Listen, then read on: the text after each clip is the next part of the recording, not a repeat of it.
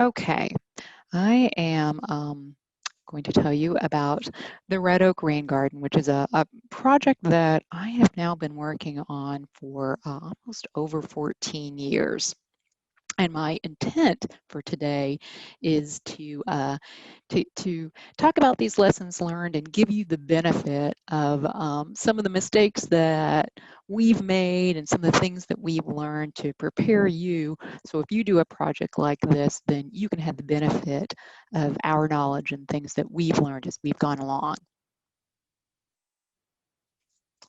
Now, let me make sure I get on this right thing so I can advance it. And when I say we, I want to acknowledge my team. That's me on the left. And I serve a dual purpose on this project as being a extension or director of the garden.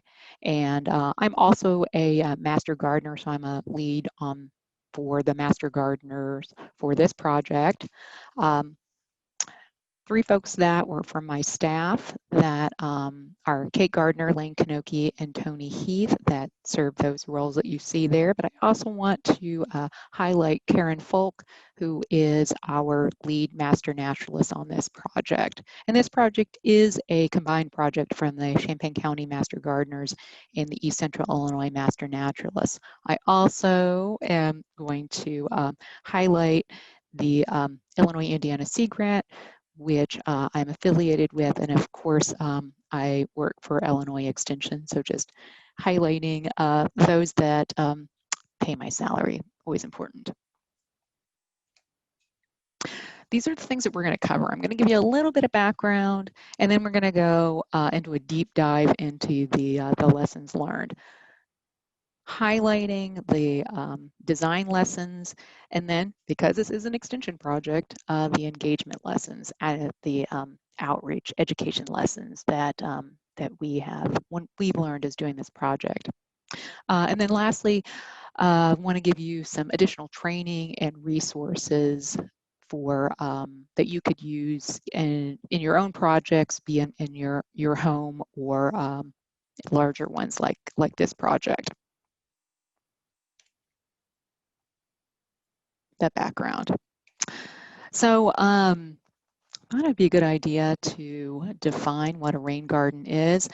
And Erin, maybe you can let me know if people can see my my cursor on this. I think you can, but Yes. okay, great. Okay, good. I want you to see it. So there it is again.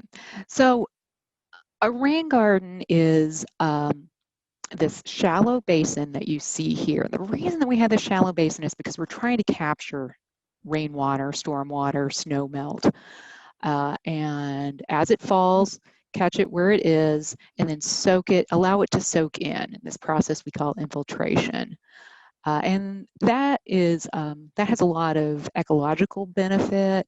It helps us with mitigating flooding. It improves downstream water quality. So those are a couple of like a real short how-to, or not how-to, but a short why you might want to have a rain garden and what that actually is. The Red Oak Rain Garden is located at the University of Illinois campus. This is the aerial photograph showing where it is. The water that we capture from this rain garden is actually shooting through from the south along this sidewalk and goes into this portion of the garden.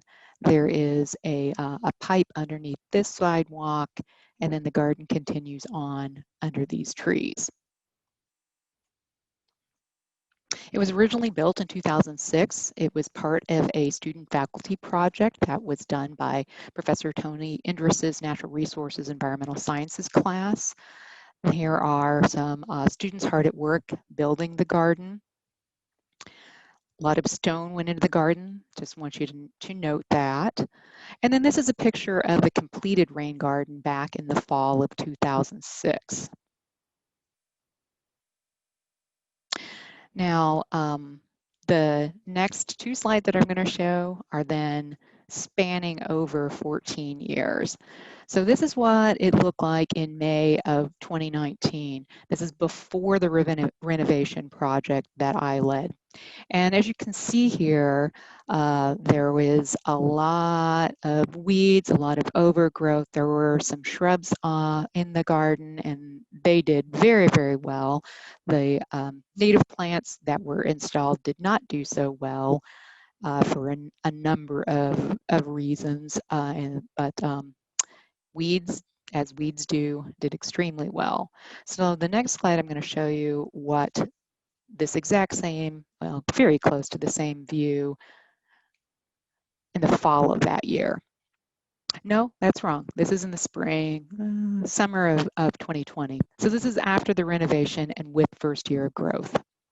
As you can see, we took out, we did an extensive amount of work tearing out a lot of what was there to begin with and then replanting. And these are our lessons learned from that project. Starting with design lesson 1, choose your site carefully. Okay, so winding back to spring of 2006 before the garden went in. Before, we had sidewalk flooding in this intersection here that you see. And then lots and lots of rain underneath this, the red oak tree. So I am part of a rain garden education program, and one of the things that that we talk about when you are looking for a site to build a rain garden is don't build your rain garden where the water is ponding, and be very careful about building under trees. So back in 2006, we really didn't know that back then, or at least, well, I didn't know that back then, and that's exactly where we built the rain garden. There were ways, this isn't a hard and fast rule not to build it in that, because we were able to work around that, but we have extra considerations that we need to think about when you are putting in a rain garden under a tree.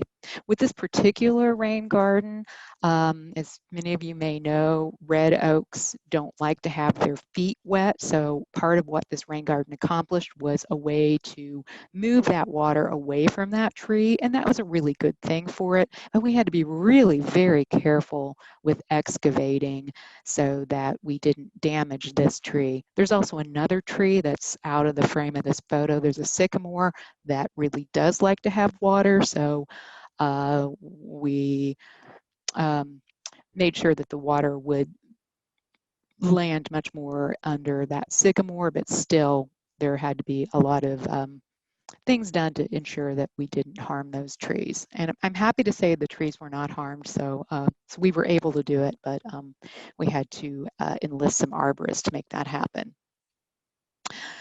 Considering foot traffic, that's your design lesson number 2. So this is on a campus, and I don't know if you've ever heard this term before, but path of desire is a term that I learned from the landscape architects that I've worked with. And here's a really good example of what a path of desire looks like. So it is when you have a pack of students here, and they are coming from this one sidewalk, and off the frame here, there's a sidewalk on the other side.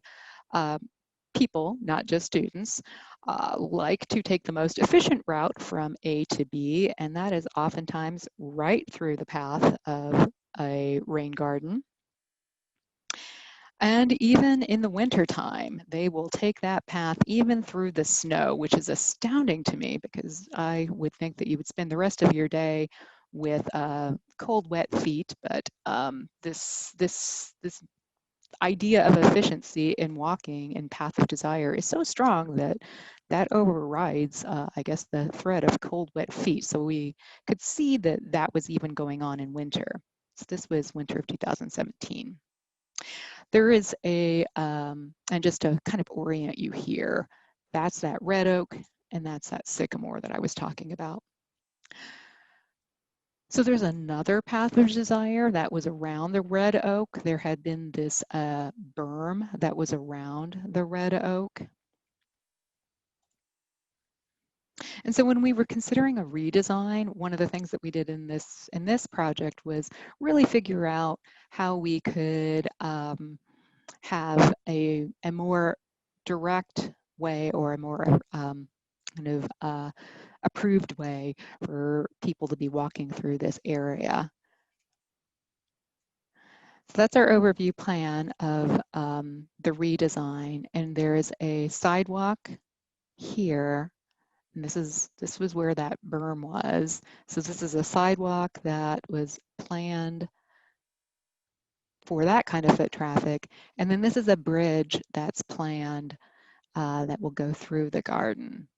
The sidewalk has been installed. And I apologize for this photo. I realized I didn't have a good photo of this sidewalk, so I went out yesterday at noon, and noon is one of the worst times to take photos under a tree because you get lots and lots of these crazy shadows. But I wanted to make sure that you could see that there was the nice new sidewalk in there, and we do get people use that sidewalk quite a bit. And then the path through the garden where this bridge is going to be, the bridge footings are installed. The bridge is not in yet. Got delayed by COVID by a year, but I do have a rendering of what it will look like when it's completed.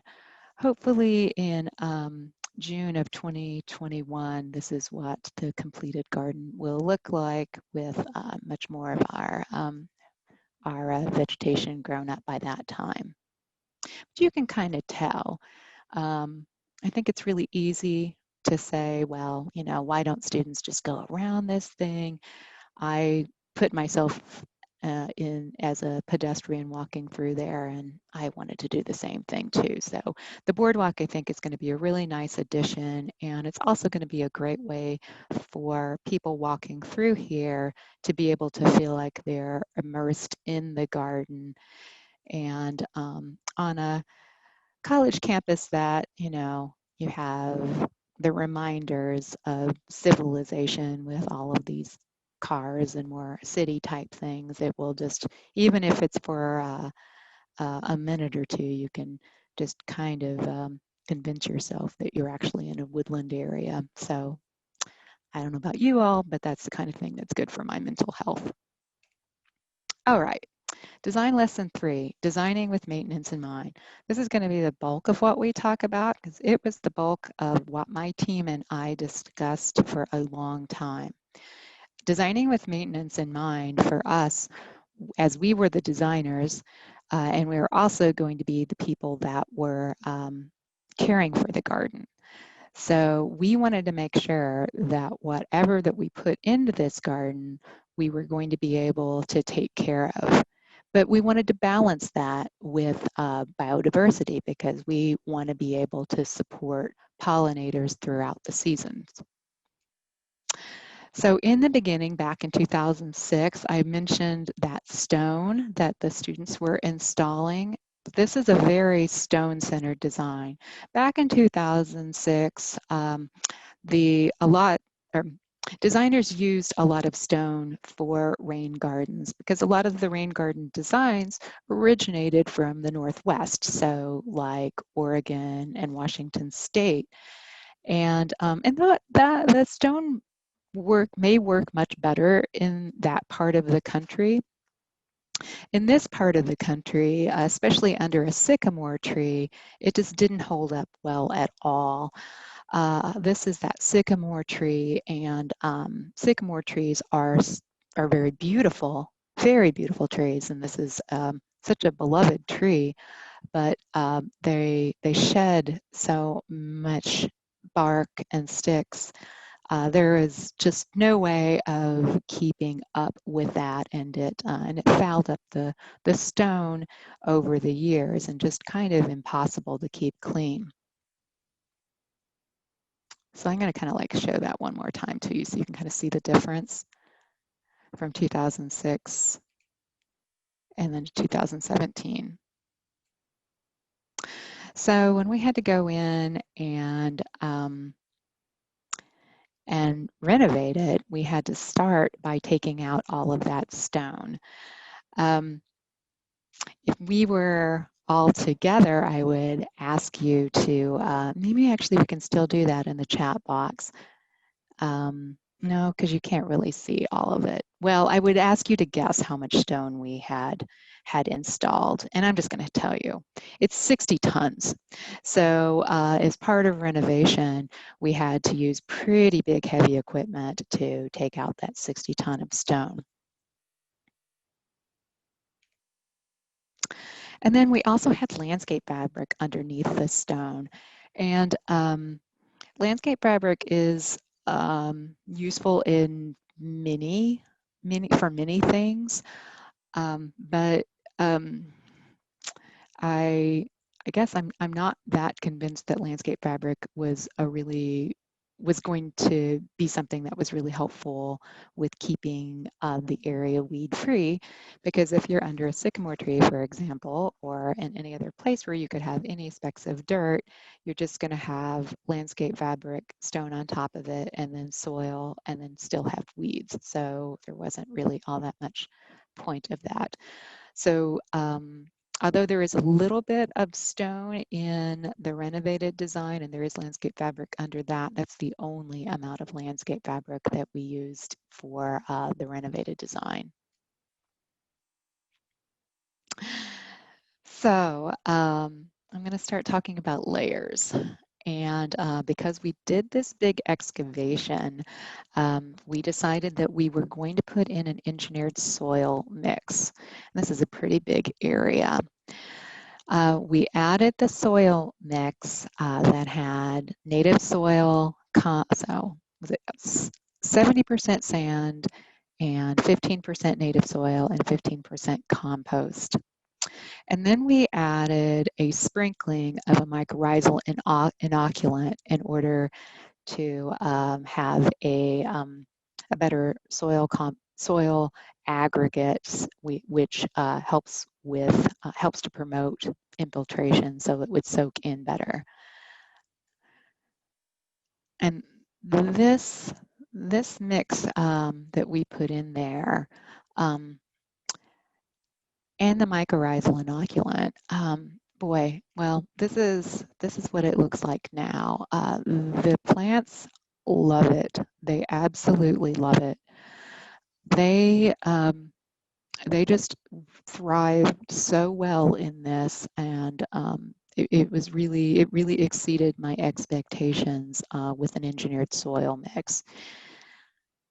One thing I do want to note, and there's that red oak again, and there's that sycamore, is that we did not put the soil mix into this area because we would have had to over excavate for another 2 feet, and we didn't want to risk harming those roots. Again, kind of coming back to that idea of be really careful with where you site a rain garden, because it will limit some of the things that you're able to do. But we did add the mycorrhizal inoculant in that area, and our plants in this area are also doing really nicely. I mentioned that there was a few places that we have rock, so I just want to point that out. And this is where the water comes in. And so we add rock in a place where you have a point flow of water, because that breaks up some of that energy of that flow and prevents erosion.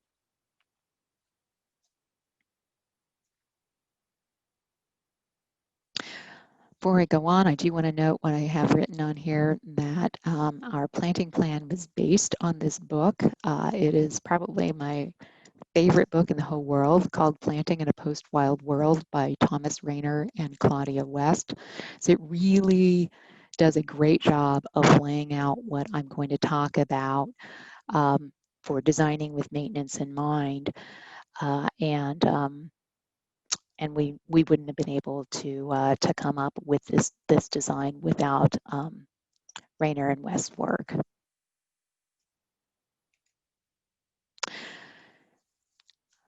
So I'm going to come back one so you can see. I talk about the ground cover layer, and I want to show it here though. We used our design is based on 70% ground cover. And you can see there's a little bit of mulch here, but most of what our garden is, even in this first year, is ground cover, which kind of acts like a green mulch. So this is prairie drop seed here, so that I would expect by the third or fourth year that you won't be seeing so much mulch over here because it will have grown in. But this green mulch really saved us this year. As I've mentioned, this was put in the fall of 2019, and the first year of, be it a rain garden or any native plant garden, is one of the most critical year for maintenance, especially in April and May when the little weeds are coming up and you need to get them.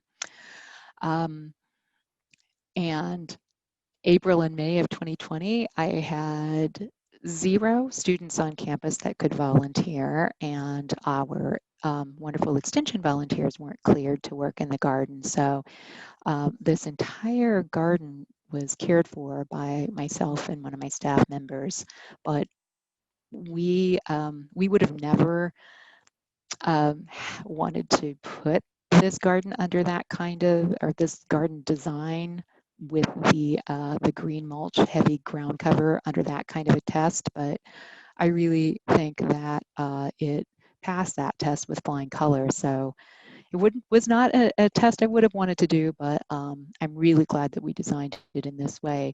And I was so glad to see the extension volunteers be able to come back to volunteer in July. So there's our ground cover layer, and you can see how that kind of would act as a green mulch because there's so much of it here that it's crowding out well, the theory is it crowds out all the weeds. You don't crowd out all the weeds, but you really do a wonderful job of minimizing them. This is our list of ground covers, and our garden is 10,000 square feet. So we used a lot of different ground covers in order to have some aesthetic interest, but also because it's a rain garden, so it has that basin. And in the low parts of a rain garden's basin, the kind of ground cover that you would put there is going to need to water a lot more than a ground cover that you would put on the top of the banks. So coming back again to this photo, you can actually see some of the differences between the bottom of the basin. So you can really see that there. And then you can see that line here with the, I believe this one's Bicknell sedge. I think that's emery sedge down in there.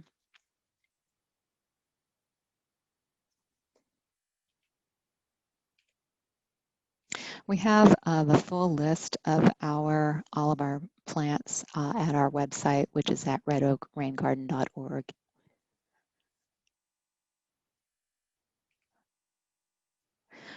When we planted it, it was planted in a 1-foot spaced grid. And you can see this, you can see the grid really well in this photo. And this is right after a rain. So a little bit of that water is in here.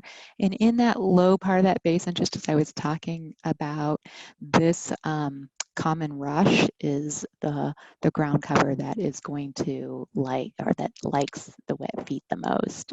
And some of these sedges and the wild ginger wouldn't want to be as inundated as the common rush is. But planting them so close together really helped us to be able to have that thick ground cover layer even in that first year. And there's our pretty sycamore, just beautiful.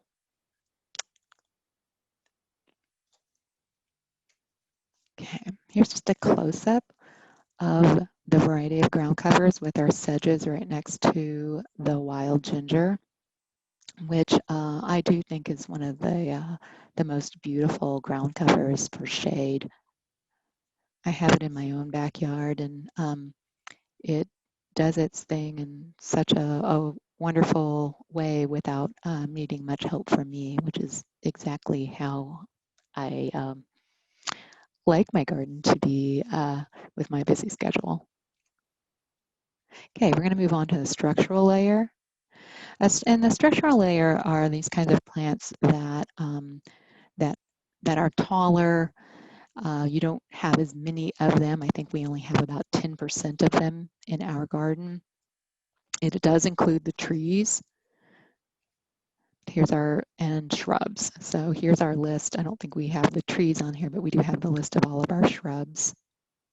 And then there's a few plants, forbs, that would be considered structural because they're so tall, like the Joe Pye weed and the compass weed, or excuse me, compass plant. And here's just a picture of the red chokeberry last fall.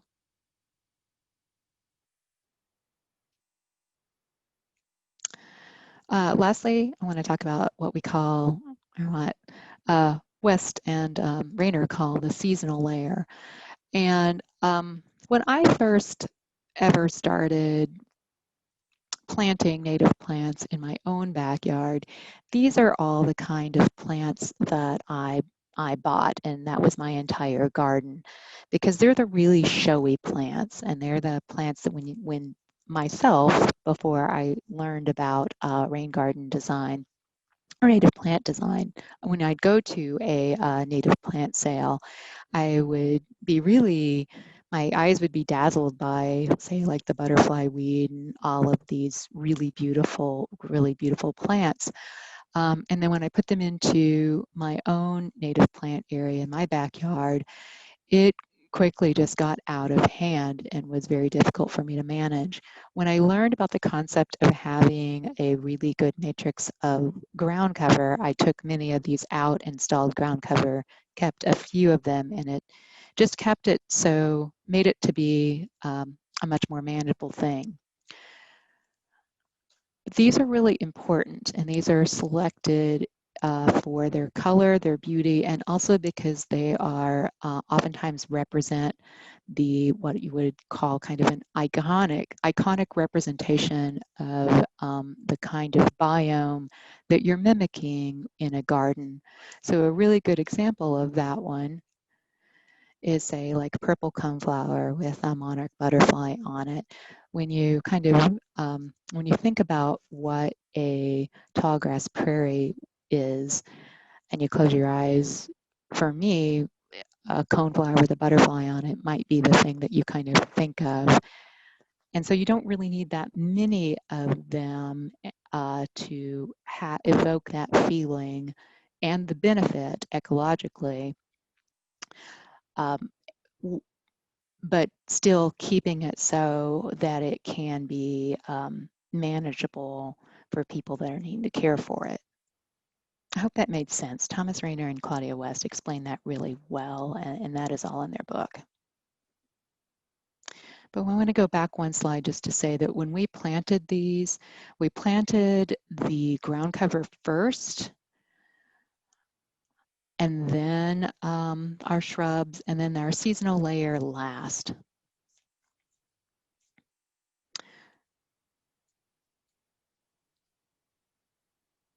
Just another iconic plant, this one for shade, this Cardinal Flower that is in the basin part of the rain garden under the sycamore tree.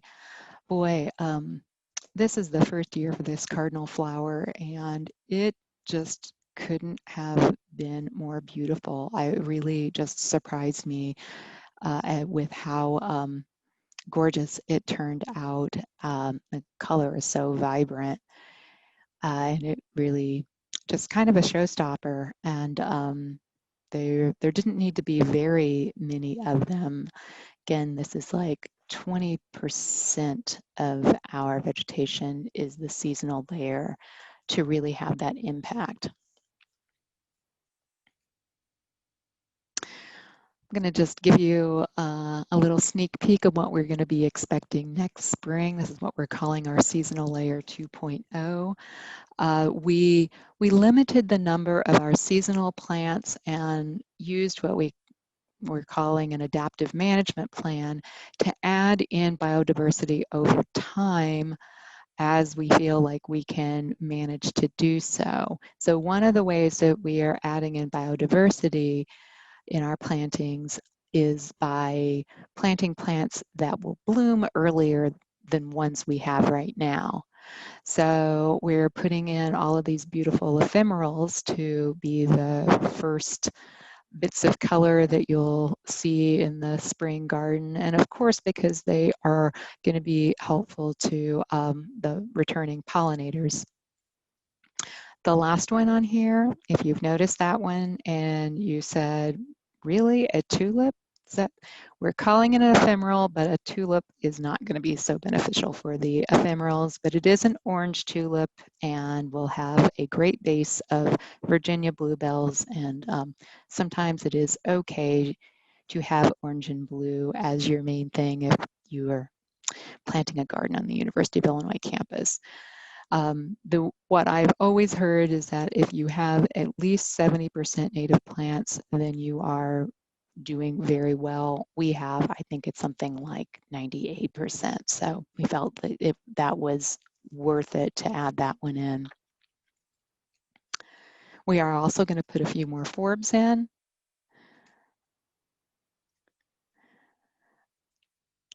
Just to have that beautiful color. And then, of course, the Virginia bluebells that I mentioned. This is a scene from Allerton Park that, well, I have to admit, I'm just very partial to Virginia bluebells. Okay, a few of our engagement lessons. First one is having stakeholder partners.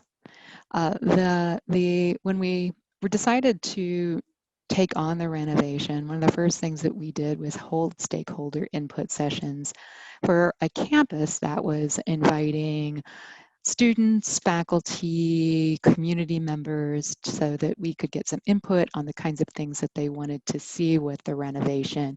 I've also been a part of a really nice planning session held by our local park district that did something similarly.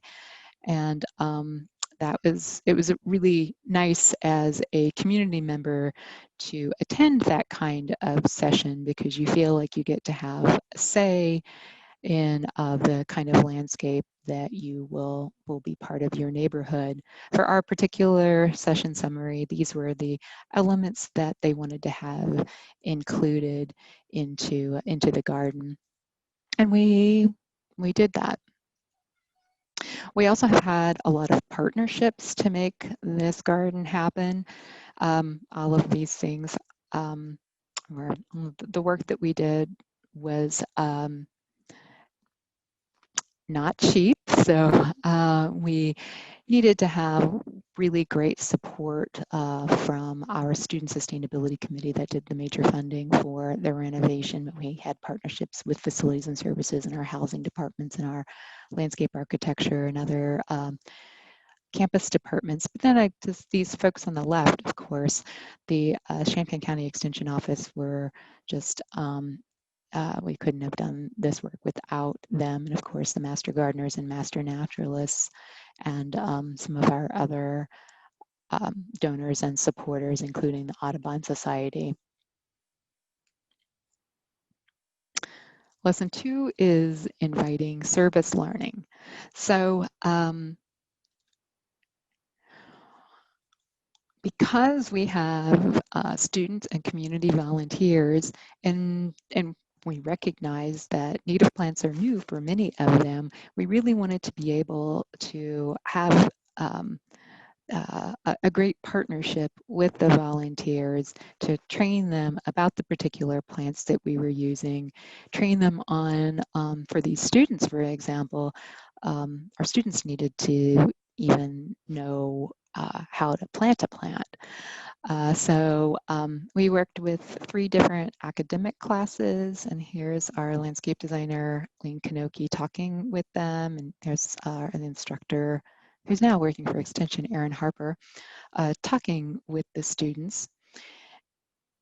And that was a really great, amazing experience. We also provided training by having a couple of sessions for our Master Gardeners and Master Naturalists. And with the garden being planted, we had these sheets that had the grids of where all of the different plants would go. So our next slide shows a couple of our Master Naturalists with those planting plans in hand, and where they were in being much more knowledgeable about plants and how to do these kinds of things. They also were helpful with us for working with the students. I'll point out here that, well, these are our, one of our classes, the Horticulture 100 class, installing plugs.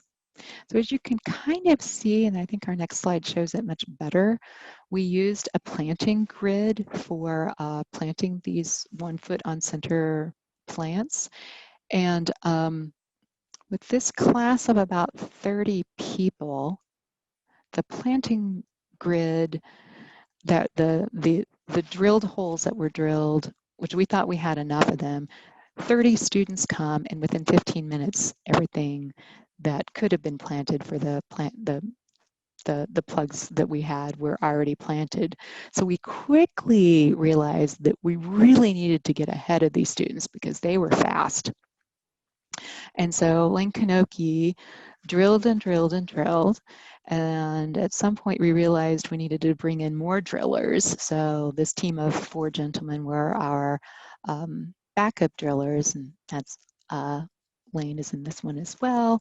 And then we needed a backup driller. That's Bill Handel, who's a botanist from one of our surveys, holding again that, that nice drill to drill these holes for the native planting plugs.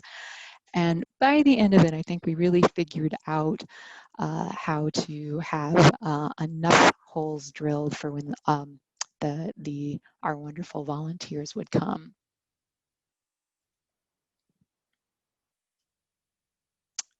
Aaron, the students. Okay, our last engagement lesson is this one. Even though this is all very serious business, because we are doing some, I think, very important ecological work, it's really important to have fun and to celebrate successes. So here's Karen, our lead master naturalist. Obviously looking like she's having a good time, smiling here. Just want to honor her. She has such a wonderful spirit and such a great leader with our volunteer group. That really helps to set the template for people to realize that we're doing good work, but it's also having a good time. We worked with having the community volunteers and the student volunteers working side by side.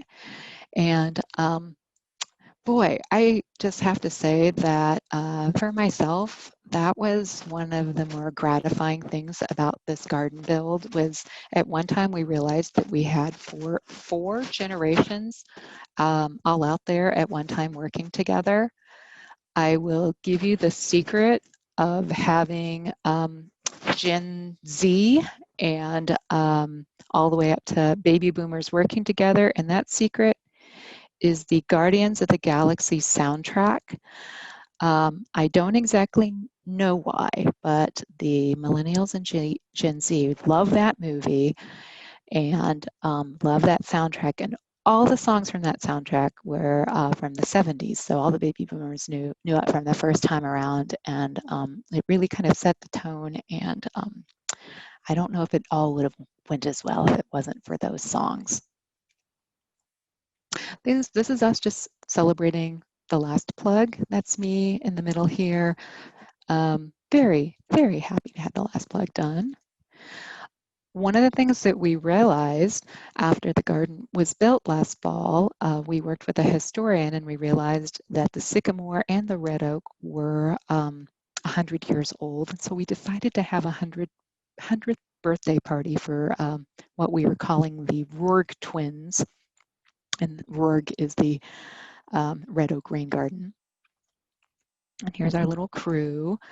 We invited several others to join us in the birthday celebration. It was also kind of a soft opening for the garden. We gave a little dedication. We gave some tours. Tours were just a wonderful engagement tool for us.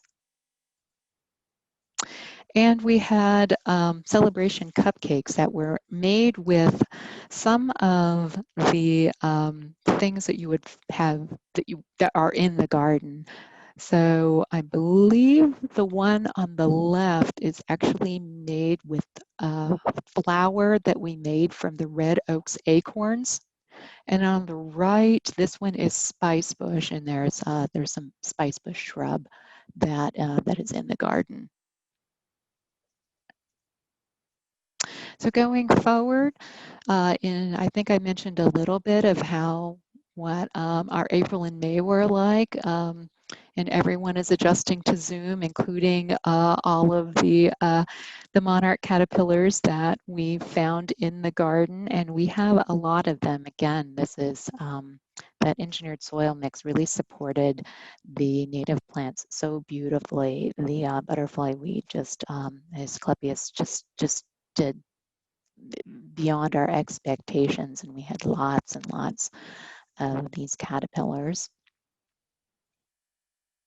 Just to kind of like bring it all together for us, for our design lessons learned, just here's the handy tip that choosing your site carefully, considering foot traffic, designing with maintenance in mind, and then for volunteers, making sure that you include your stakeholder partners in decisions, inviting the service learning, and having fun and celebrating success. I'm going to just end up here with some additional training and resources for you. I want to let you know that Extension is hoping to start the Rainscaping program to make that available in spring of 2021. This fall, we are having a train the trainer for our educators. So just want to put a plug to be looking for this next spring. Hopefully we'll be able to do it in person, but there are virtual ways of doing it as well. But it's nicer when you can do it in person, also because you can have a demonstration rain garden build as part of the training. This is just a few of the sessions that are part of the Rainscaping workshop. And then what we have available online are some brochures, kind of taking the lessons of the Red Oak Rain Garden home, so that if you want to have either a pollinator garden or a rain garden in your own home landscape, we have some plans on how to do that. And these are 3 that are available now. We have 3 more that are almost ready to go. I think those will be out in October. And several more that are planned. We are having the individual brochures are based on the biomes that are in the Red Oak Rain Garden. We have 7 different biomes. So there will be 4 more of these brochures. And perhaps a couple more after that as we can think of some other themes that would work well for this kind of format. The kind of format that we have for these brochures, just so that you would know what they are. Well, beginning here, the front cover shows what it would look like in just a typical home. And then the planting plan itself, along with pictures of what the native plants look like in the various seasons. always a very good idea to plant with 4 seasons in mind. The particular way that we have set these up is, if you notice, it's not alphabetical order, it's order of bloom. And then their attributes, and then just showing what things look like with in the various seasons. That color has some additional planting options.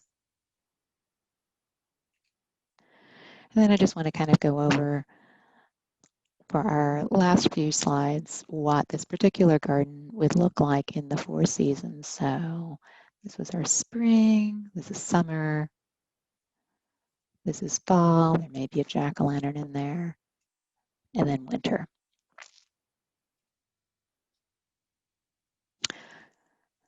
So I want to thank you very much for listening to my presentation. If you would like to learn more about the Red Oak Rain Garden, there's our website. We are also on all of the social medias. I work with students, so we're even on TikTok. I told them I was really excited to see whatever videos they come up with when they repost them on Twitter. But our handle is Rain Garden UIUC. So I guess we can open it up for questions if anyone has any. Great, thanks so much. I want to encourage anybody to go ahead and put more questions into the chat box, and I'll look through them and ask them. We've had a couple come in, Eliana. There was several people that asked, where is the rain garden on campus, and how can they find it if they want to come take a look at it? Oh, that's one of my favorite questions, and I'm so glad you've asked that. So the this building that is right here is Allen Hall, and the road that you're on over that's beyond these trees is Dorner Drive. So we say that we usually tell people if they're used to being on campus that we are between Allen Hall and McKinley Health Center, which is off frame. And if you want to park, you can park on Dorner Drive.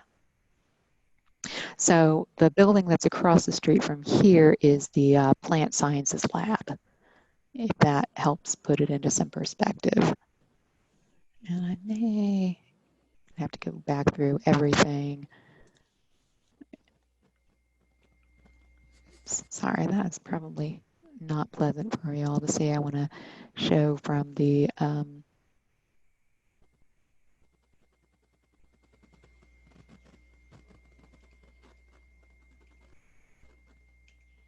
here. Yeah. So that's Dorner Drive, that's Allen Hall, and then this little parking lot over here is for McKinley Health Center. There is a retention pond that's in here as well called the Dorner Drive Retention Pond. Do not park in this parking lot. One of the donors that I don't acknowledge on the website is myself, because I've paid $100 in parking ticket fees for parking in this parking lot, so don't do that. Lots of metered parking on this road. All right, thanks. Couple more questions. Somebody wanted to know, when did you plant, what time of year did you plant the ephemerals? We're planting them this week. That's a great question. Lane Kanoki might have actually been on this presentation with me, except that he's drilling holes like as we speak. We got good advice for all of the planting, for our fall planting, really. And this is in the Champaign-Urbana region. It's going to be different in Southern Illinois. But have everything, try to have it after things are hot, and you better get it done by October 15th, because and that's just a little sliver of time. For our for the bulbs that we'll be planting, the tulip bulbs and maybe the nodding onion, I'm not certain on that one. That one you can do a little later. I think he's going to do those around the middle of October. Okay, great. Somebody asked, what did you mean by native soil, and kind of what that means, and then somebody, just a companion to that, asked about a little more specifics about the mycorrhizae that you added and kind of how do you do that? Well, those are great questions. So native soil was just the soil that was there, nothing more than that. I guess it could also be resident soil. So just what's there. You didn't ask this question, but I'm going to go ahead and answer it. That we used the engineered soil mix recipe that we used was from the Minnesota Stormwater Manual. And if your native soil is, say, really sandy, then you might want to add, you would adjust that for that. Because if it's 70% sand is already going to be enough. I mentioned that because the city of Peoria used that same recipe before a few years ago, and their sands are kind of sandy there. Their soils are sandy there, so there wasn't enough nutrients within their media, and their plants didn't do as well, and they had to go back in and add more compost. So that's what a native soil is. Our native soil was such that we could kind of just use 15% of it, 15% of the compost, and then the 70% sand. The mycorrhizal inoculant was recommended to us by one of our project advisors from the Pizzo group, who has a native plant restoration nursery, and also from Doug Peterson. We had attended a presentation, and he's in RCS actually, so a soil scientist with NRCS. And it came as a powder in a big bag, and we applied it with, like you would, like an herbicide pellet, you know, like with the little, like just kind of spraying that on, not spraying it on, but using a little wheel to have it come on. And it was just a powder, and we put that on prior to putting down mulch. And I don't know if with this conference, if it would be helpful to have some links for some of these things. I can certainly provide those for what our sources were for it. But we had prepared the soil, applied the mycorrhizal inoculant, and then we put down mulch. I'm just going to mention this because this is an important point. We put down the mulch because we were going to we had about 100 volunteers, and that's a lot of feet stepping on things, and that mulch gives you a little bit of protection so that you don't compact the soil. Compacted soils are the enemy of rain gardens. All right, great. So there's a couple questions about when your brochures are finished, where will they be available, and how can people get them? We'll put that link available, make that link available as well. The ones that are already up are up on the Illinois Indiana Sea Grants website. And okay. I think we're also making them available on the Extension website. Okay, great. Here's one question came in about what are the brown tree root-like structures that are sticking up out of the soil, and anticipating your answer, I also wanted to say, can you talk a little bit about what you can do for like winter interest and make it things to create winter sites there too? Well, it's a great question. So these crazy things, right? Mm-hmm. Some people think that it's a monster's tentacles, and so I also like that. So it is an art installation. I mentioned that people wanted art, and they wanted art even back in 2006. So as part of the class program that designed the rain garden, we also had a class competition in an art class for a sculpture. And learning about a rain garden with the water, with the prairie, with the trees, and what we know about the history of Illinois landscapes, the one element that you would encounter with when coming through the prairie is when it hits a creek, and then you have your trees. And what I'm talking about, it is the prairie fire. So that's prairie fire sculpture. Our blog has, I think it's actually our latest entry. We have what we're calling the secret history of the prairie fire sculpture, because it's not so obvious that that's what it is to everyone. The sculptor of the garden was of the sculpture was a graduate student named Jennifer Astwood, and since she graduated, she has joined the faculty at the University of Wisconsin Stout, I believe. Yeah, and has brought her students back to see this work. So winter interest is a great question too, and some of our plants have, I go back to the list here, some of our shrubs in particular are put in for winter interest.